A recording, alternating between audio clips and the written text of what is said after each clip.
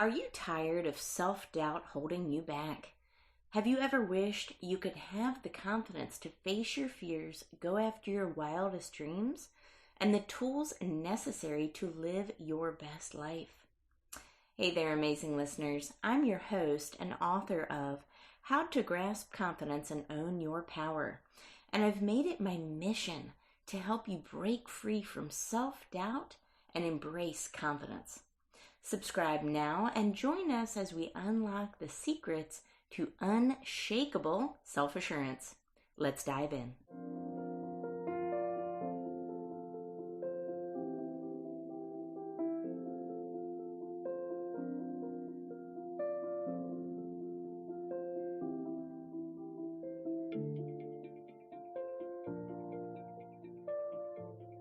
Hello, everyone. Welcome to the show. Today, I have a very special guest with me, Bobby Neal Jackson. Bobby is a leadership consultant, and what he does is he helps take organizations and teams to new levels of success through productivity and purpose-based consulting and practices, and of course, his pillars to success.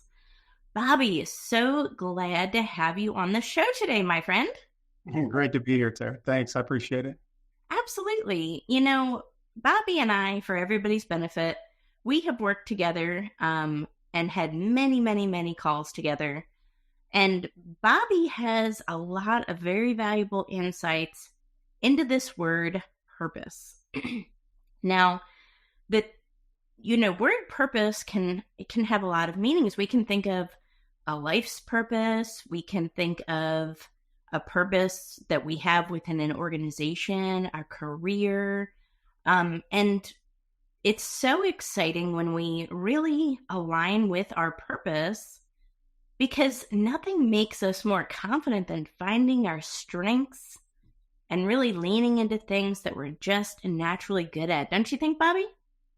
Absolutely. So the finding your purpose, understanding and uncovering at the core of who you are, has an amazing impact on just how you feel, how you approach every day, that way that you come into, whether it's your work, your relationships, the societal things that you do, whatever it is.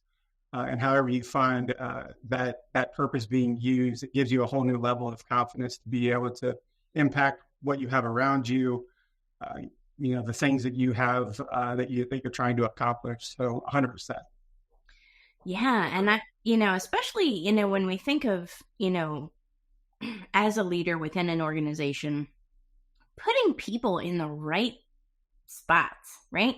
Because you can have top talent within an organization, but Bobby, if you put them in the wrong spot, no matter how talented somebody is, no matter how smart somebody is, they're going to feel like they're a failure, right? They're going to feel like a deficit, like there's something not quite right. And then it's not going to ultimately lead to the benefit of the organization long term either. So there's a lot that goes into this that honestly a lot of companies really need to take a close examination on, is finding those alignments within their organizations, because ultimately that makes employees feel confident in their jobs. And what does confidence in your job translate to? It kind of translates to, I'm going to stay longer.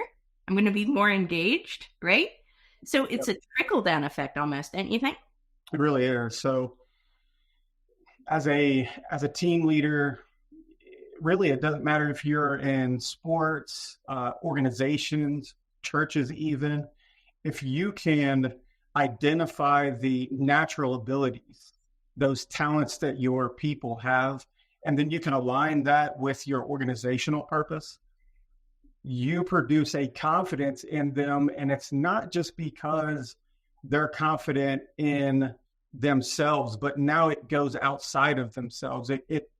It's that now they're having more of an impact. It's not just I'm coming to work for a paycheck.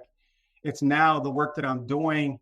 I'm not only using the talents that I have, even though that's a large part of it, but now I'm using the talents that I have to truly make an impact and make a difference. And when you do that and you align those things, the societal purpose that people have, the organizational purpose that people have, and then that vocational purpose, those natural abilities that they have to do work, which I assume we'll get into, when you can align all of those, it not only produces confidence in that, but it produces a feeling of a calling.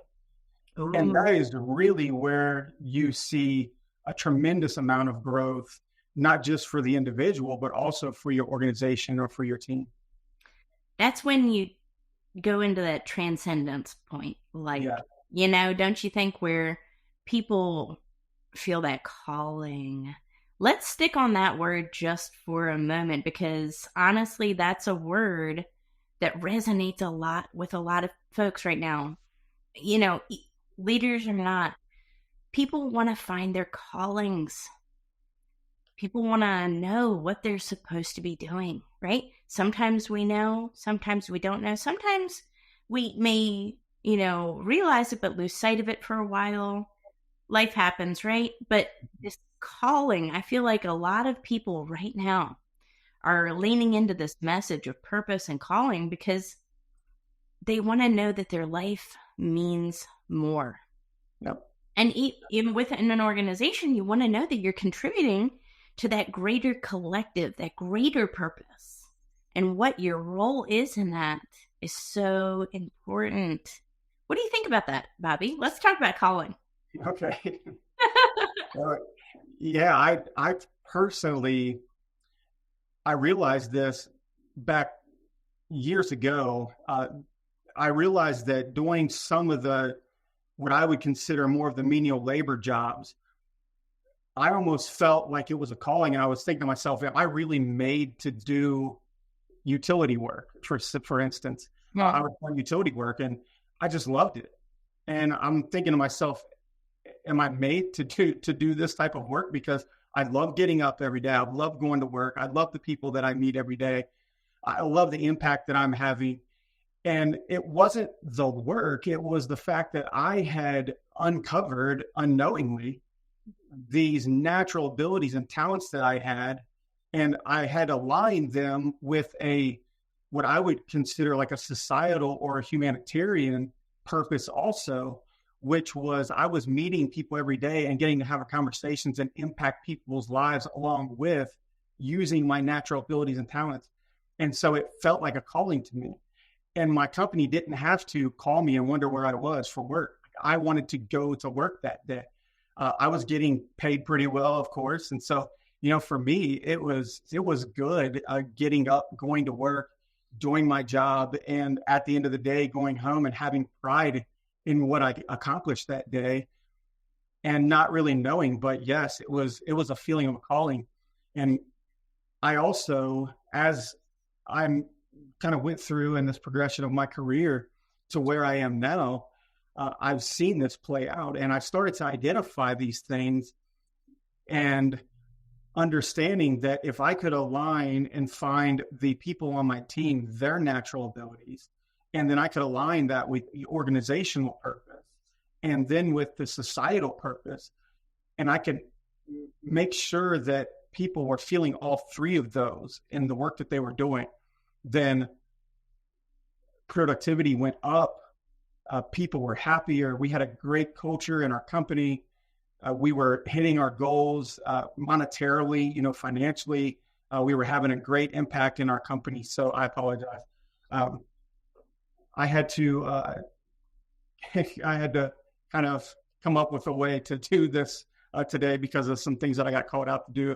But ultimately, what I found was that if I could align those three, then it produced this calling in people. And it really impacted the organization and the team, with in many positive ways. I love that. So, this applies to individuals, this applies to teams, this applies to entire organizations, right? Finding this purpose, this calling is so important. And it really helps people stay motivated, stay on track, right? Mm-hmm. And it helps people. You want to get out of bed in the morning. And for everybody's benefit, Bobby, just like you were saying, it wasn't that long ago you were in that general role. And then you went from that general role to an engineering role, that executive level, in a very short amount of time, really. And part of it had to do with you aligning with your purpose at work and your mindset, right? That mindset of, I'm going to deliver the best work. I'm going to deliver, I'm going to show up on time. I'm going to over deliver, right? I'm going to make relationships. I'm going to form trust with other people, and help others find their purpose at work, right? And alignments and things like that. So amazing career journey for anybody who's listening, that the bridge, I always talk about this, the bridge to success doesn't have to be a really long bridge. When you find that purpose and you really align with it, success kind of starts coming to you. It's almost like a magnetism, don't you think? I do. In talking about the career journey, basically, a few years back, I would say 6 or 7 years ago now, I developed carpal tunnel syndrome, and I couldn't do the work that I was doing. I had to have surgery. Basically went from what I was doing at the time to not having any job. So I started at ground zero. It's like, what am I going to do? At the time, I had a family, a beautiful wife, and at the time, 7 children. And so it was like, okay, I've got to do something. And I really started to dive into, okay, well, what's this purpose? And kind of these feelings that I had been having up to that point. And I really started at that point saying, okay, I'm going to really dive into the things that I know are my purpose. Mm-hmm. So I started to look at these things, started to read about them, started to delve into them, and really started to push looking for a way to leverage those natural abilities that I have, and started to understand how organizational alignment and the humanitarian side of societal purpose played into that. And within 4 years, I went from pretty much starting again at zero to becoming an executive level engineering manager for a modular construction company, mm-hmm. With, stock options and all of the things that come with that. And the only thing that I can look back and say, okay, that was definitely, what it was, or that was a big catalyst of that, was really understanding that, hey, there is a purpose here. There is a natural abilities that I have, and they are used in a certain way that you can leverage those to get the best outcome. And then you were talking about the companies, wanting that deliverable, but not having to worry about it, because I was coming to work wanting to do that and wanting to do my best. And that's the thing, is when you are working in something that feels like your purpose and your calling, the companies don't have to worry about that. You want to go to work. You want to do your best work.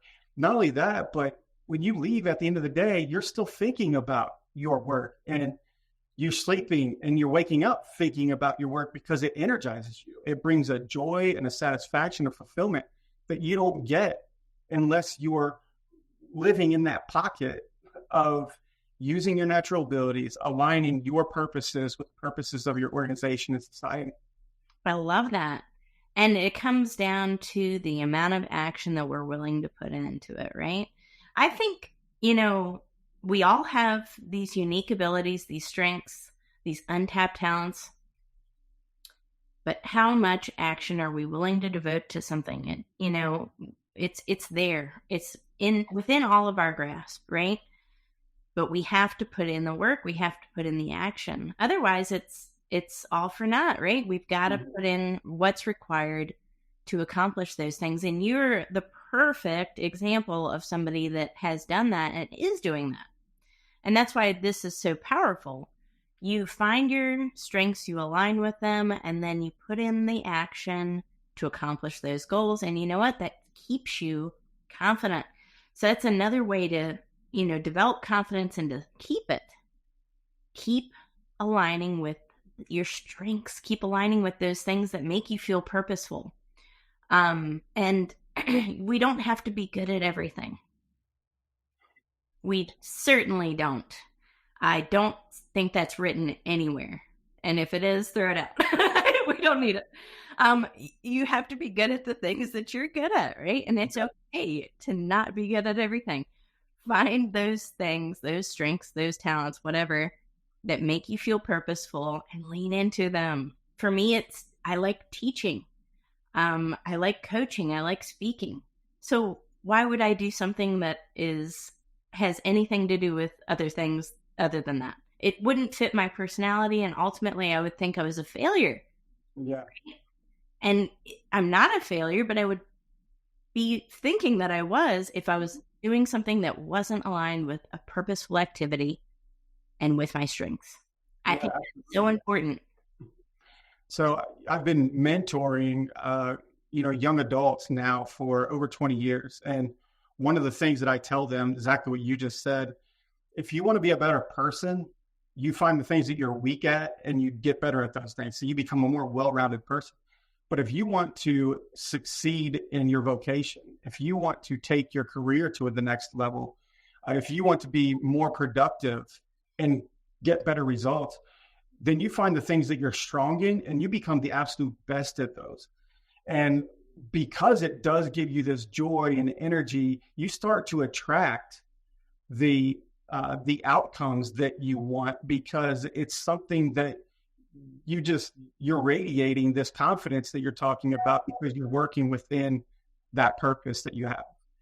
So that's 100% you're talking about. And I have kind of a real life example of what happens when you get outside of that.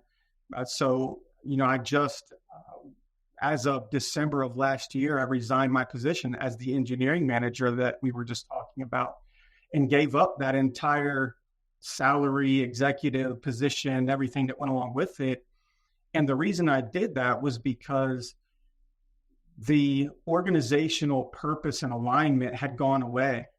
And it was because of some things that were happening in the business, and leadership decided to take things in a different direction.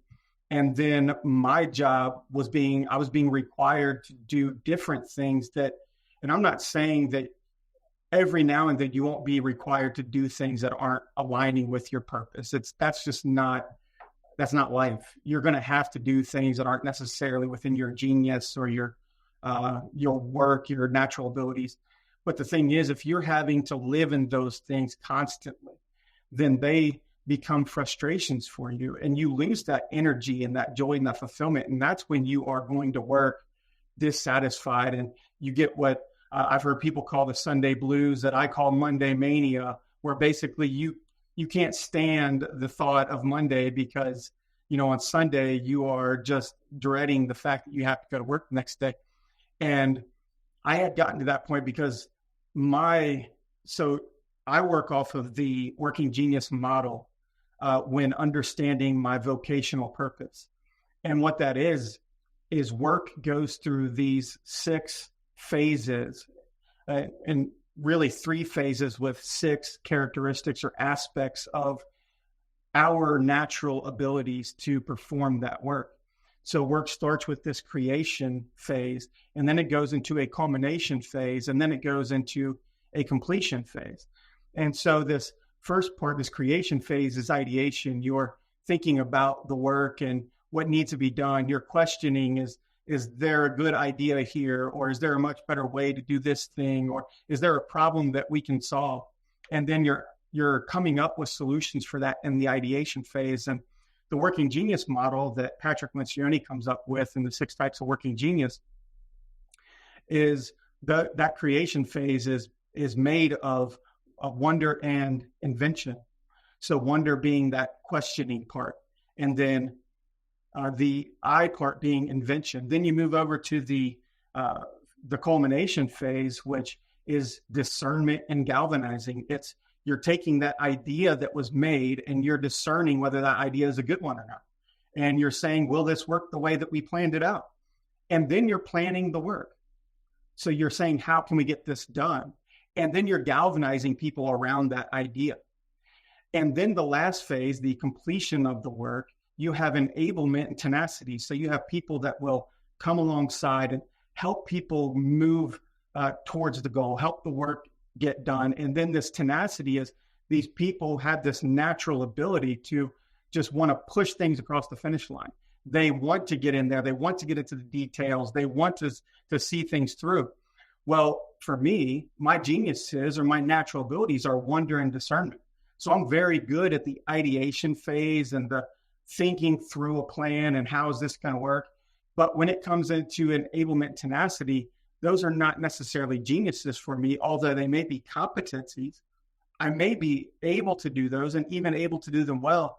But if I have to do them every day for long periods of time, it's frustrating. So as an engineering manager, I went from managing the team to then having to get into the details every day. And at that point, after so much time where I wasn't aligning with my vocational purpose anymore, and the company had gotten away from its organizational alignment, I was just extremely frustrated, burned out, was not doing well, going to work mentally. I wasn't doing well anymore. And I decided to resign my position. And that's how Synergy Works Consulting was born.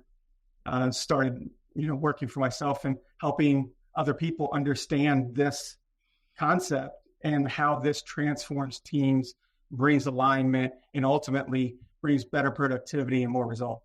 Yes, and synergy. That's why it's called Synergy Works, right? Yeah, It's synergy at work. I love it.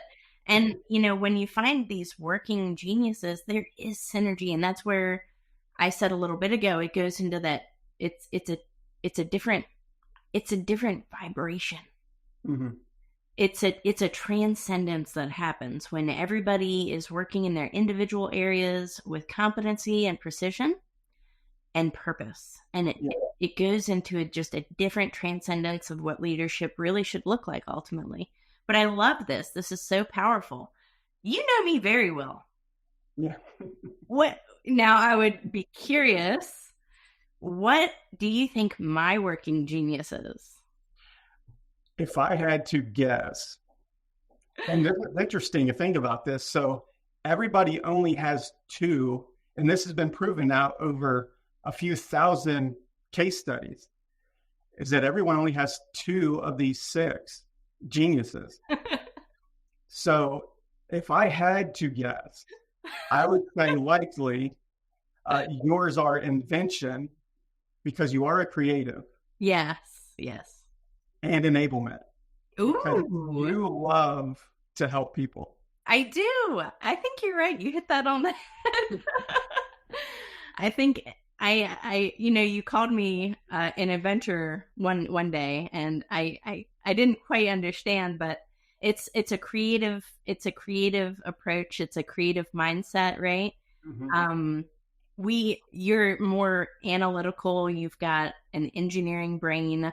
I'm more of creative. I see the whole picture. You pay attention to all the details. I see the global view, right? I guess that's maybe, the difference there. Mm-hmm. But enablement as well, getting all those pieces together. And it's fun to work with other people and build something together. I think you hit me right on the head there. That sounds great. Now, the interesting thing is that you have those two other things at the other end of the spectrum that are your frustrations. Then you have the two in the middle, and those are kind of, you can be confident at those, but if you have to do those too much, then they can become frustrations as well. And that's what people really have to be aware of. There's all of these different personality profiles out there. And we do the DISC profile, and we do the Enneagram, and, all the other ones out there. And I've been through all of them. I love them because I'm a discerner. So I love seeing those things play out. And I like to know more about stuff and people and things. And I love to analyze, like you were talking about. But none of those ever told me how I fit into the process of work. And that's where this idea of the working genius comes from, is because you can understand about yourself, but that necessarily isn't who you are when it comes to getting work done. And that's where I think those more common personality assessments kind of miss the mark when it comes to helping people in their careers. You might tell me how I like to manage, or you might tell me how I like to be managed, but what kind of things do I like to do in the process of work? And what's going to help me elevate my career? When I started realizing that wonder and discernment were where I really started to get strong, and I could leverage those, then I started to look at, okay, I'm really good at that. And I'm also really good with people. So I can marry those two things and I can start to help people understand them. And then just in my other work that I do is, I look at processes and I look at the way businesses are organized. And I look at how they develop their teams and I help them do those things better because I ask the right questions, wonder, and I can see people's natural abilities and talents, that discernment, and help them marry those things and align their purposes. I love that. And, the results are more confident people, right? They feel good about what they're doing. And if you're more confident, again, chances are you're going to be staying at that company longer. You're going to be way more engaged, way more productive. So, most organizations are focused on that end goal, right? And we've talked about this. Everybody wants to sell more. But how do you get there?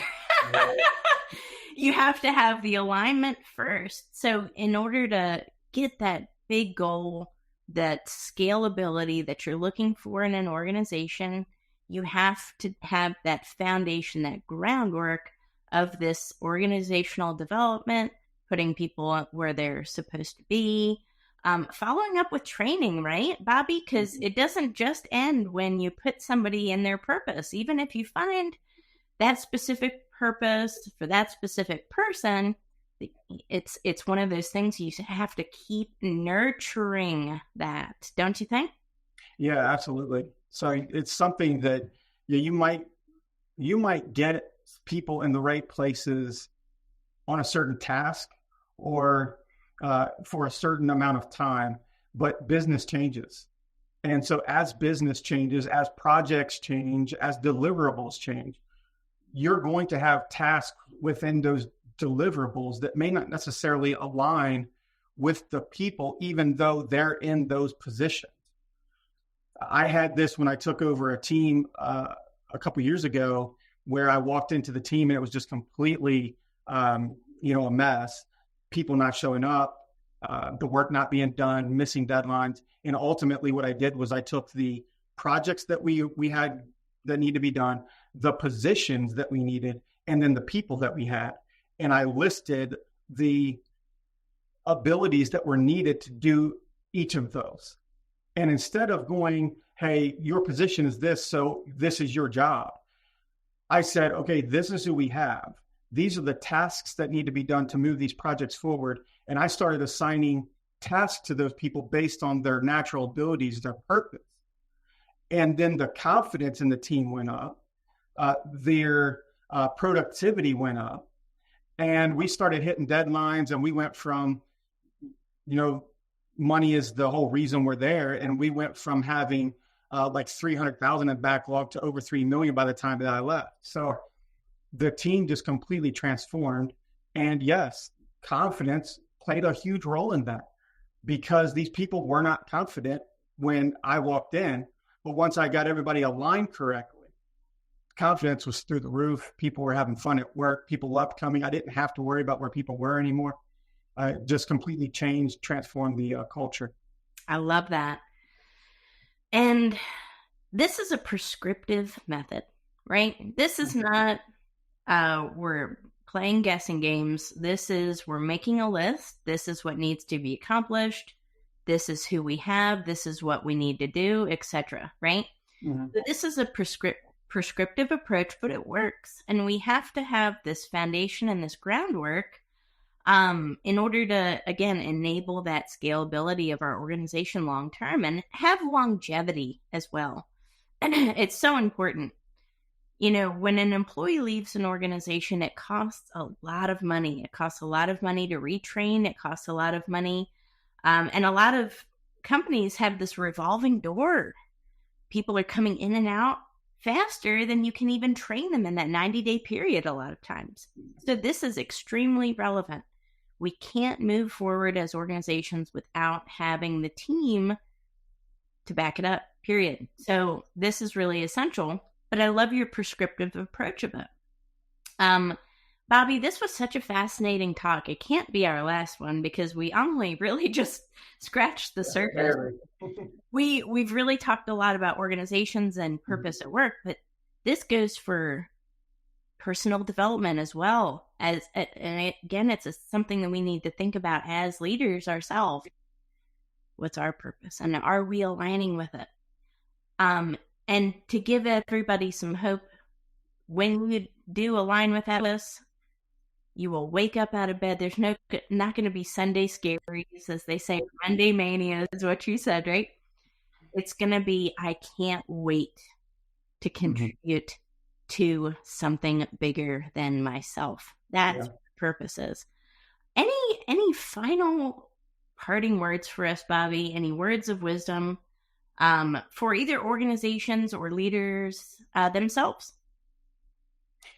So organizations, I would say, culture is number one.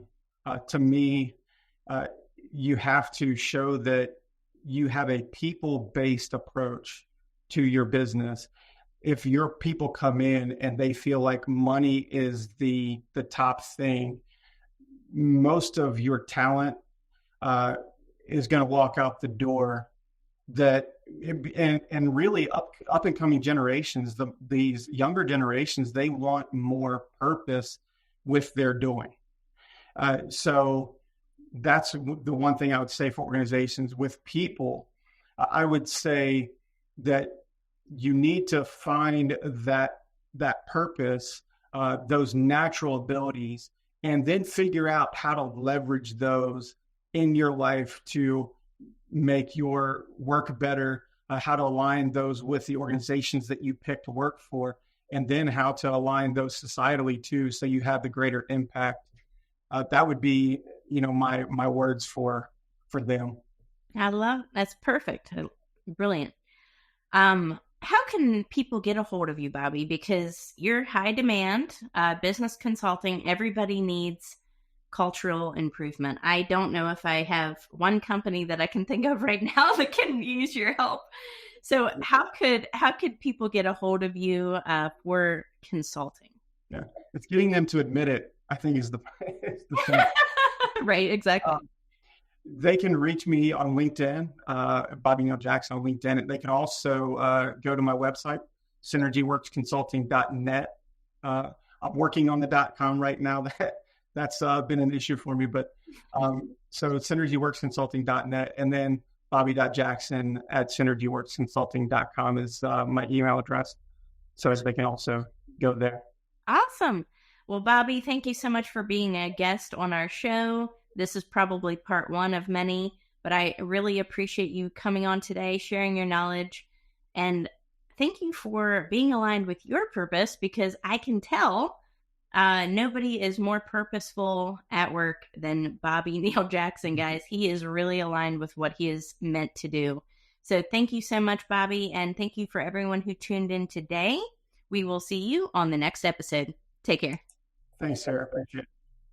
And that's a wrap for this episode of Grasp Confidence. Thank you for joining me today and investing in yourself. Remember, building confidence is an ongoing journey, and each step you take brings you closer to the empowered, fearless version of yourself that you were born to be. Don't forget to visit my website, follow me on social media,